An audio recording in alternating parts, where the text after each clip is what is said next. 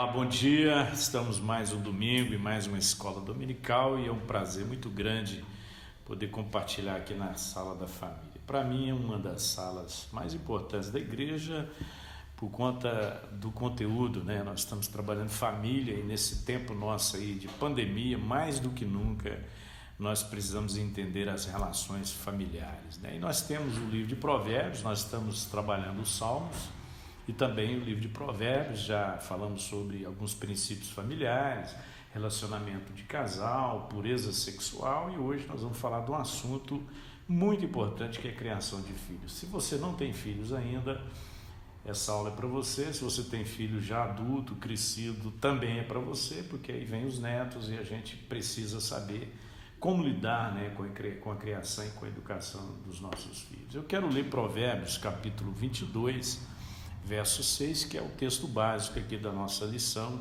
sobre ensinar a criança. Provérbios capítulo 22, verso 6 diz: ensina a criança no caminho em que deve andar, e ainda quando for velho, não se desviará dele. Esse texto nós precisamos analisá-lo fazendo um paralelo com o texto clássico, né, de Deuteronômio capítulo 6, versos 6 e 7, que diz: que todas essas palavras que hoje lhe ordeno estejam em seu coração. Ensine-as com persistência a seus filhos. Converse sobre elas quando estiver andando pelo caminho e quando se levantar. Muitas vezes nós lemos esse texto de Deuteronômio e nós não entendemos o significado real desse texto. E é interessante que ele fala sobre essas palavras que hoje te ordeno. Se você lê o contexto, ele está falando da forma como nós devemos amar a Deus, né? Nós devemos amar a Deus de todo o nosso coração, de toda a nossa alma e de todo o nosso entendimento. Então ele está falando de uma entrega, está falando de um estilo de vida, né, norteado pela nossa entrega a Deus. Entrega como? Parcial? Não. De todo o nosso coração, de todo o nosso entendimento. O entendimento apela àquela parte racional nossa, né? Então a nossa relação com Deus, ela tem que ter esse lado racional, o lado do entendimento, e também o lado dos nossos sentimentos, são as nossas emoções de todo o nosso coração, e também o lado relacional de toda a nossa alma. Então, entendendo isso, né, porque esse é o contexto, né, essas palavras que hoje te ordeno estarão no teu coração. Se eu quero ensinar alguma coisa para os meus filhos, o primeiro princípio é esse, né? Eu não posso ensinar absolutamente nada que eu não viva. Então essas palavras que eu te ordeno, elas estarão no teu coração e tu as inculcarás aos teus filhos. Quando nós lemos esse texto de Deuteronômio, nós somos tentados a pensar que ele está falando de duas coisas, né? Primeiro, essas palavras estão no meu coração. Segundo, eu vou inculcá-la aos meus filhos, como se fosse duas tarefas distintas, e na verdade é uma tarefa complementar, né? Essas palavras estando no meu coração, eu vou conseguir inculcá-las aos meus filhos. Então o inculcar não é a minha falação, o inculcar é o meu exemplo, né? Uma vez que essa palavra está no meu coração, uma vez que essa palavra transforma as minhas atitudes, o meu comportamento, os meus valores, elas alcançam o coração dos nossos filhos. Por que é importante entender isso? Porque muitas vezes o que eu tenho presenciado e eu tenho ouvido através dos testemunhos de muitos jovens, falam: pastor, meu pai tem um discurso lindo, maravilhoso, meu pai tem um conhecimento teológico muito profundo da Bíblia, mas eu não acredito naquilo que ele crê por causa daquilo que ele vive, né? O comportamento dele não é condizente com aquilo que ele fala. Então, se nós queremos inculcar nos nossos filhos algum valor, esse valor tem que ser valor prático na nossa vida, né? Tem que ser uma coisa mais empírica. Os nossos filhos, eles não acreditam muito nessas coisas teóricas, né, que os adultos são mais propensos a acreditarem, né? Para os filhos é importante que os pais vivam isso. Então, se eu tenho essas palavras no meu coração, eu automaticamente consigo inculcar aos meus filhos. E ele vai dizer como que eu faço isso, né? Ao deitar, ao levantar, andando pelo caminho. Então ele está falando de um ensino informal, né? Muitas vezes a gente pensa no ensino formal, é quando você para, assenta, abre a Bíblia e começa a narrar uma história né, um princípio para os nossos filhos. Não, ele está falando que é na vida, no dia a dia, né, no meu caminhar, é quando eu acordo, é quando eu levanto, é como eu acordo, é como eu deito, né, é como eu ando. Né? Então eu vou andando e os meus filhos estão me observando. Né? O slogan do Colégio Batista Mineiro é muito interessante, diz: o maior ensino é o exemplo. Então a gente não tem que ensinar se a gente não tem uma prática de vida. Então, analisando isso, né, sobre Deuteronômio, nós vamos voltar agora para o livro de Provérbios. Né? Qual que é o pai que nunca viveu aquela experiência de ensinar o filho a andar de bicicleta? E aí a gente vive uma tensão, né? Ou a gente segura a bicicleta e protege o filho, a gente não sabe muito bem o que faz, né? E eles vão caminhando e vão pedalando, logo eles estão dando as suas primeiras pedaladas sem a nossa ajuda. Mas eu tive o privilégio de ensinar os meus filhos a andarem de bicicleta, eu sei o que é isso, né? Viver essa tensão entre segura a bicicleta ou protege o filho. E muitas vezes, na nossa vida, nós encontramos algumas dificuldades. Então, o livro de Provérbios é um livro que vai falar dessa natureza e do conteúdo desse ensino. Né? A gente poderia resumir o livro de Provérbios no grande manual de instrução familiar. Se você quer realmente entender o livro de Provérbios, você tem que olhar para ele como um manual de instrução familiar. Como os pais devem relacionar-se com os filhos com os pais, como que o marido deve se relacionar com a esposa, como que a esposa deve se relacionar com o filho, com o marido, enfim, essa é um manual de instrução. O livro trata de duas coisas básicas, né, que é o conteúdo daquilo que o pai ensina, né, e a forma como ele vai ensinar isso. Então você tem conteúdo e forma de ensino familiar no livro de Provérbios. Quando nós olhamos para esse livro com essa perspectiva e crendo, né, que de fato essa é a palavra de Deus, nós temos hoje muitos manuais, nós temos muitos conselhos, nós temos muito material didático sobre educação de filhos, nós temos muitas estratégias, mas seguramente a Bíblia é o manual do princípio. Se eu quero entender como conduzir meu filho, não importa a minha classe social, não importa o meu recurso financeiro, se eu quero ensinar meu filho o caminho que ele deve andar, eu preciso ler Provérbios. Não tem jeito. Então é isso que nós estamos fazendo aqui. E eu quero estimular você, à luz desse texto, entender o versículo 22, porque geralmente, aliás, verso 6 do capítulo 22, geralmente nós temos um entendimento errado desse texto. A gente acha que ele está tratando de uma promessa, mas não é isso não, ele está tratando de um grande princípio. Então, quando a gente volta no verso de número 5, né, do capítulo 22, à luz desse texto, parece que ele está falando aqui de dois caminhos, né, do perverso, que ele fala no verso 5, e da criança, ele fala no verso 6. Qual que é a preocupação de Salomão nesse capítulo aqui? É mostrar a necessidade de educar o jovem no caminho que leva à riqueza verdadeira. Então ele está fazendo um paralelismo de riquezas, né? Ele fala da riqueza verdadeira, que é o bom nome, né? O tempo todo o livro de Provérbios vai falar que o nosso caráter é a nossa essência, né? Então a minha essência é o meu caráter e o meu caráter é quem eu sou. Não é aquilo que eu tenho, não é aquilo que eu sei, nem aquilo que eu posso, não é aquilo que eu faço, mas é de fato aquilo que eu sou. Então essa é a minha essência. Então o bom nome é a verdadeira riqueza. E olha que Salomão foi um cara muito rico. Ele teve um privilégio na área financeira que poucas pessoas tiveram e terão. Mas ele chega à conclusão que nada se compara ao bom nome, né? Você pode ter coisas, você pode ter posses, você pode ter muitas coisas, mas isso nem de longe, né, se compara com o bom nome, que é o que ele vai trabalhar aqui, lá no verso 1 do capítulo 22.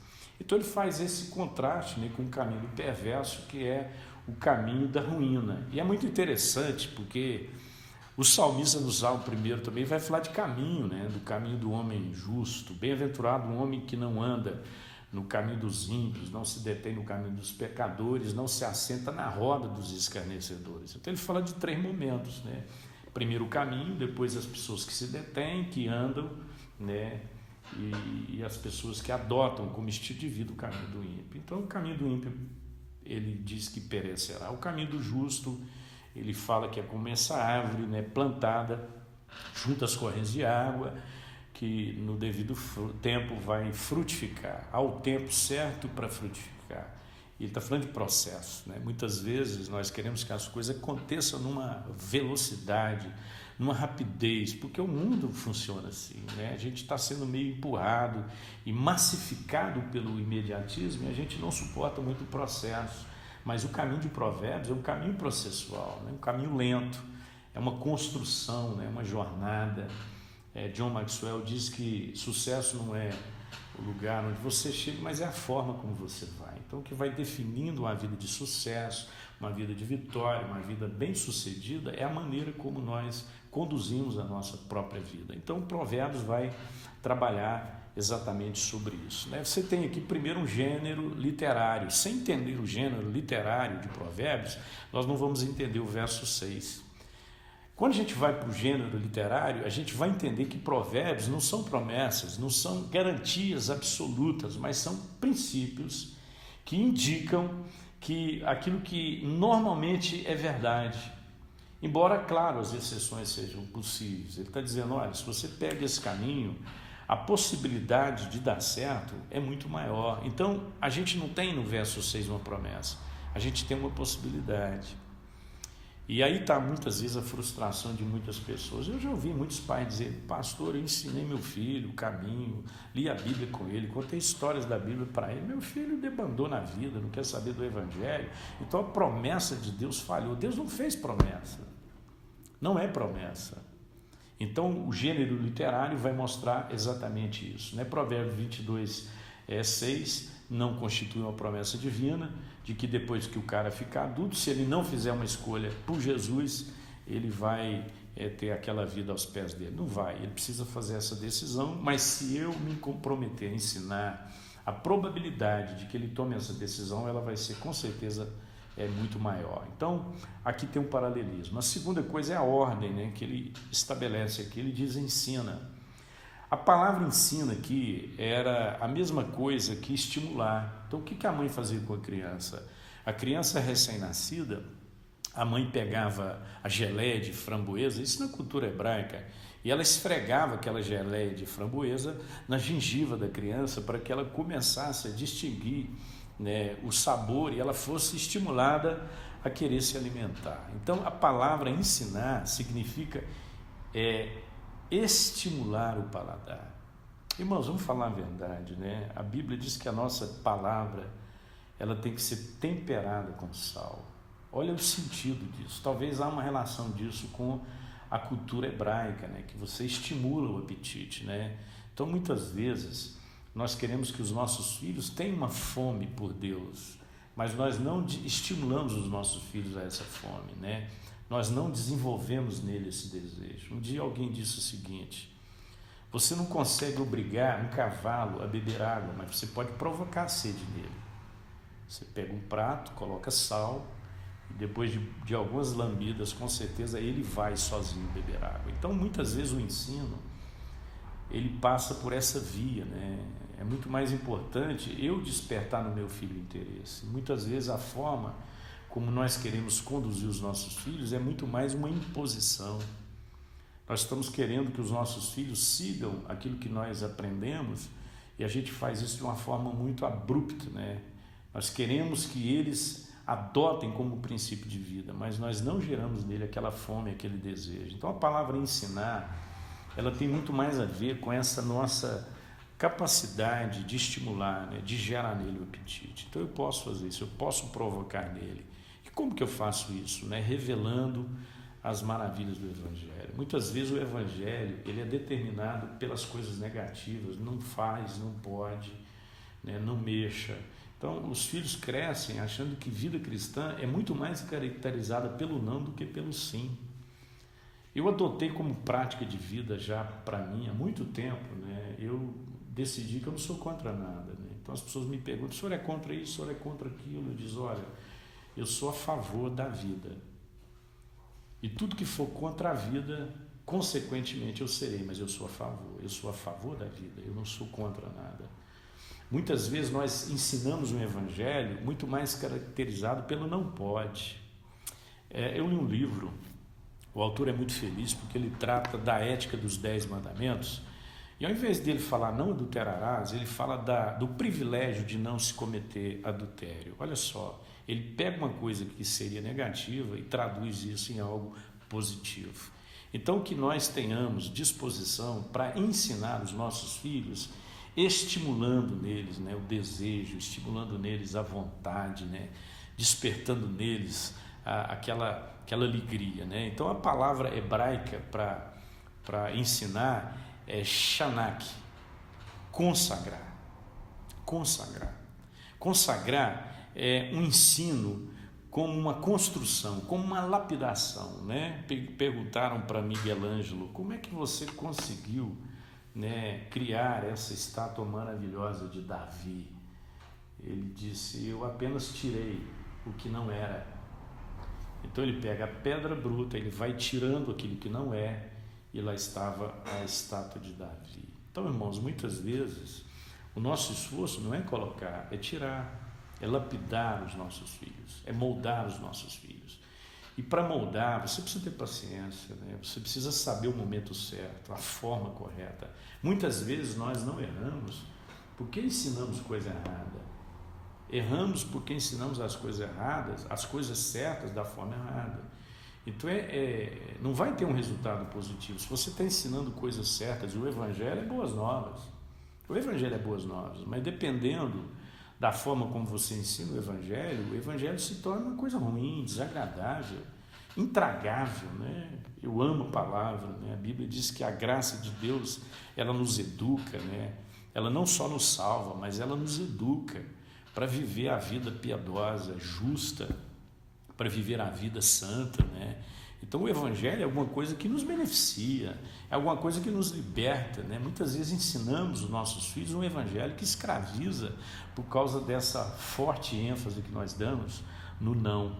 Então eu ensino como um processo de construção, de lapidação, né? E isso vai levar muito tempo, é a formação de caráter, né?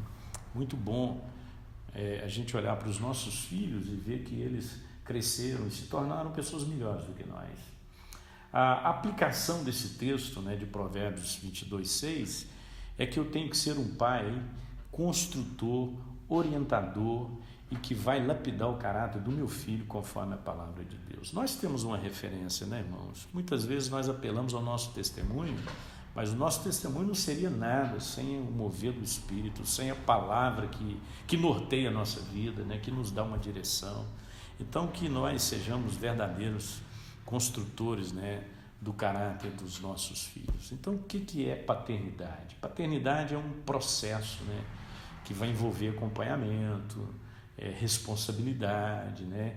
E Jesus falou uma coisa muito interessante quando ele foi tentado no deserto e o diabo sugestionou que ele transformasse pedras em pães. A resposta de Jesus foi muito categórica.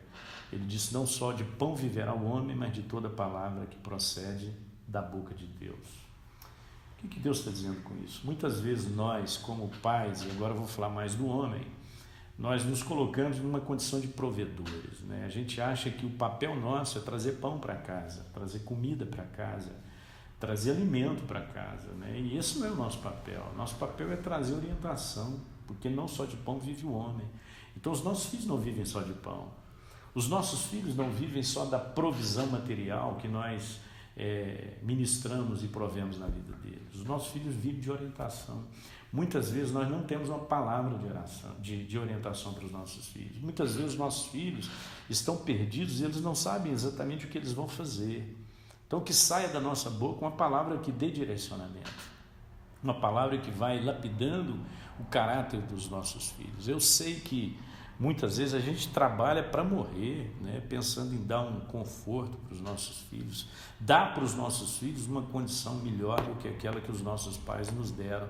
Mas isso não é relevante, isso não é essencial. Pode ser fundamental, mas não é essencial. Essencial é dar para os nossos filhos maturidade, dar para os nossos filhos entendimento, né, de que Deus é poderoso para suprir todas as nossas necessidades. É ensinar os nossos filhos a andarem por fé. Muitas vezes a nossa prática de vida não inspira fé nos nossos filhos, inspira medo, inspira ansiedade, Nós não estamos conseguindo transformar o Evangelho em boas novas na vida deles. Então eu preciso aprender, né, o que significa de fato ensinar. Ensinar no caminho em que deve andar. Presta atenção, porque não é ensinar o caminho. Geralmente a gente acha que evangelho é eu pegar alguém que não sabe e ensiná-lo qual é o caminho. Não, eu ensino no caminho, enquanto eu ando. Esse é o evangelho libertador. Por que nós não somos mais eficazes no nosso discipulado? Porque a gente está ensinando um caminho. Nós não estamos ensinando no caminho. E Jesus, ele ensinava no caminho. Ele era o caminho, ele ensinava. Ele, na vida, no dia a dia, através das parábolas. O que é uma parábola? Parábola é uma comparação. Ele pega aquilo que era do cotidiano, né, das pessoas, do dia a dia delas, para ensinar princípios espirituais. É isso que nós temos que fazer. Qual que é o grande problema nosso? Nós passamos a maior parte do tempo tentando espiritualizar as nossas coisas materiais, enquanto nós deveríamos materializar as coisas espirituais, trazer as coisas do reino para a nossa realidade. E quantas vezes a gente empenha, né, numa perspectiva errada? Então eu tenho que ensinar meus filhos em 3 dimensões. Primeiro, na sua perspectiva vocacional, qual que é a vocação que o meu filho tem que seguir? É muito comum hoje, irmãos, e aí eu falo da nossa negligência, né? Muitos jovens hoje vão para as filas de Enem, de vestibular, né, um tempo atrás, e elas iam sem saber o curso que elas iriam fazer. E lá elas discutindo com outros colegas, elas tomavam a decisão. Isso é muito sério, né? Então, desde criança, adolescente, nós já temos que observar quais são as aptidões dos nossos filhos e ensiná-los a respeito dessa perspectiva vocacional. Perspectiva de status, de acordo com a posição que cada um vai ocupar na sociedade. Você já parou para perguntar qual é a posição que o meu filho vai ocupar na sociedade? E a gente está, de fato, preparando os nossos filhos para isso. O que é o evangelho, irmãos? É só falar de coisas espirituais? Não. Falar da vida. Então, muitas vezes, falta a nós e aos nossos filhos essa perspectiva de status, né? Onde eles querem chegar. A gente fala tanto, né, de soberba, de vaidade, de arrogância, de materialismo, que nós vamos criando filhos completamente desprovidos de sonhos. O problema não é o quanto eles vão crescer, o problema é o que eles vão fazer com esse crescimento, como eles vão lidar com isso, como que eles vão compartilhar de forma sadia aquilo que é o conteúdo de vida deles. Então, se você quer realmente ensinar seu filho, participe dessa perspectiva de status e também, em terceiro lugar, uma perspectiva moral. Ensine seus filhos quais são os valores superiores. A nossa sociedade está adoecida. As pessoas estão completamente perdidas na concepção de valores. Quantas vezes nós desprezamos a Bíblia que nos orienta quais são os verdadeiros valores, o que realmente dá sentido, o que realmente vale a pena, pelo que nós devemos sofrer, né? Investir todos os nossos recursos, todos os nossos talentos, as nossas habilidades, todo o nosso dom. Em que nós devemos investir? Então eu preciso dar para o meu filho essa perspectiva de status e também uma perspectiva moral. Tem muito jovem se perdendo. Há muita impureza, muita imoralidade, há muita carnalidade dominando os nossos jovens, os nossos filhos, e eles estão completamente perdidos. Não estou falando de moralismo, estou falando de moral no sentido de valores espirituais que realmente fazem diferença. Eu quero caminhar aqui para o final falando do resultado. E ainda quando for velho, não se desviará dele. Ele está falando que o tempo que os pais não estiverem aqui mais, para poder vigiar a conduta do filho, o filho que aprendeu, ele vai conseguir conduzir-se a si mesmo com uma conduta libada. Mesmo sendo um princípio, não uma promessa absoluta de que não desviará, o texto oferece esperança maior para os pais e filhos que usam a Bíblia como uma referência de vida. Não sei se você sabe, mas a maioria se converte na fase dos 4 aos 14 anos, né? Eles chamam de janela 4x14. Então, às vezes, nós perdemos a maior oportunidade da nossa vida de levar os nossos filhos ao encontro com Jesus, de 4 a 14 anos. Eu assustei com essa pesquisa, porque eu pensei que fosse mais depois dos 18, mas não. Lá, se nós ensinarmos da maneira correta, os nossos filhos terão, de fato, um encontro genuíno com Cristo. E eu quero concluir dizendo que os pais têm a responsabilidade dada por Deus de serem os maiores, os principais agentes de formação, de educação dos filhos. Não terciarize essa educação. Não transfira isso para a igreja, não transfira isso para a escola, porque esse papel é nosso, né? A escola, a igreja, ela tem um papel de contribuir, mas ela não tem a responsabilidade. A responsabilidade é nossa. Muitas vezes, pais chegam aqui no meu escritório trazendo o filho, dizendo: pastor, trouxe meu filho aqui, preciso dar um jeito nele. Eu digo: eu não gerei esse menino. E eu tenho dito, irmãos, e eu falo isso com muita tristeza, né? Muitas vezes, os nossos filhos não se perdem no mundo. Eles se perdem em casa e vão para o mundo. Mas é em casa que eles se perdem. Então, você está muito preocupado em perder seu filho para o mundo, você tem que ficar preocupado em não perdê-lo para você mesmo. Como está o seu relacionamento com seus filhos? Que tempo você tem gasto na educação deles? Isso é um papel que cabe a você. E eu quero terminar lembrando o que está no Salmo 127. Diz que a herança dos seus são os filhos. Então você não tem filho, eu não tenho filhos. Eles foram emprestados, mas eles pertencem a Deus. Eles são herança do Senhor. E eu tenho total responsabilidade sobre essa herança que Deus colocou na minha casa. E eu vou devolvê-los ao Senhor como Jesus devolveu cada um de nós. Ele voltou para o Pai e disse: eu consumei a obra que me deste. Então é isso que nós temos que fazer, realizar a obra que Deus confiou a nós. Então, você que é pai, você que é mãe, você que é jovem, casado, não tem filhos ainda, adote esse princípio na sua vida. Lembrando que Provérbios não trata de promessa, trata de princípio e possibilidade. Há uma grande possibilidade que, se você criar o seu filho no caminho que ele deve andar, ele não se desviará.